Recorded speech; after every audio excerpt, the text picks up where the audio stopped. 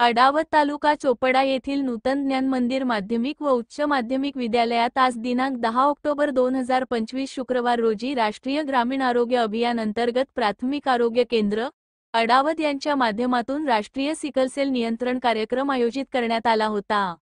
याप्रसंगी व्यासपीठावर विद्यालयाचे मुख्याध्यापक आरजे पवार, उपमुख्याध्यापक SK भंगाळे, पर्यवेक्षक KR कणखरे तसेच प्राथमिक आरोग्य केंद्राचे डॉक्टर पवन सुशीर, आरोग्य निरीक्षक YR Patil, lab technician Sachin Mali व आशा स्वयंसेविका उपस्थित होत्या।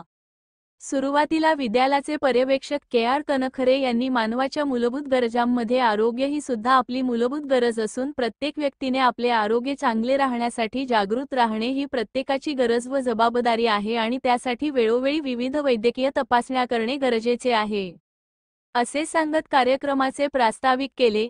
त्यानंतर विद्यालयाच्या वतीने आलेले डॉक्टर व आरोग्य सेवकांचा पुष्पगुच्छ देऊन स्वागत करण्यात आले। कार्यक्रमाचे केंद्रबिंदू असलेले प्राथमिक आरोग्य केंद्राचे वैद्यकीय अधिकारी डॉक्टर पवन सुशीर यांनी मानवी शरीर रचना व क्रिया यांविषयी माहिती देत, सिकलसेल नावाचा आजार अनुवांशिक असून रक्तामध्ये हिमोग्लोबिन कमी झाल्यामुळे उत्पन्न होणारी लक्षणे व त्यावरील उपाय सांगून सिकलसेल आजाराची इत्थंभूत माहिती विद्यार्थ्यांबरोबर शिक्षकांना देखील दिली। उपस्थित विद्यार्थ्यांपैकी 100 मुलींची सिकलसेल रक्त तपासणी करण्यात आली। त्याचप्रमाणे यंग इंडिया, फिट इंडिया या कार्यक्रम अंतर्गत सुपोषित जळगाव या मोहिमेविषयी आहार, पोषण आणि आरोग्याविषयी माहिती दिली। सदर कार्यक्रमाला KS Savkare, MM Patil, KB Patil, SG Nikam, SD Patil, कार्यक्रमाचे कीर्ती पाटील व आभार प्रदर्शन SM साळुंखे यांनी केले। अनुवंशिक समजलं का? हो। काय समजलं? म्हणजे आपल्या पिढीमधून येतो। जर समजा आता समजा उदाहरणार्थ आपल्या आईला किंवा वडिलांना आता तुझ्या प्रश्नाचं उत्तर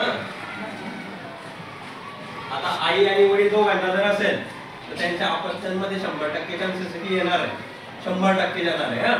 पण फक्त आईला आहे पण वडिलांना नाहीये तर साधारणतः 35 ते 40% चान्सेस आहे की अपत्यांमध्ये येईल। म्हणजे जर वडिलांना आहे आणि आईला नाहीये तरी पण 35% 40% चान्सेस आहे, दोघांना नाहीये तर त्यांच्या अपत्यांमध्ये येणारच नाही। मग आपण हे तपासणी करायचा काय उद्देश होगा? तुमच्यापर्यंत आम्ही का आलो, का तपासायला सांगतो तुम्हाला, एवढं का समजून सांगतोय?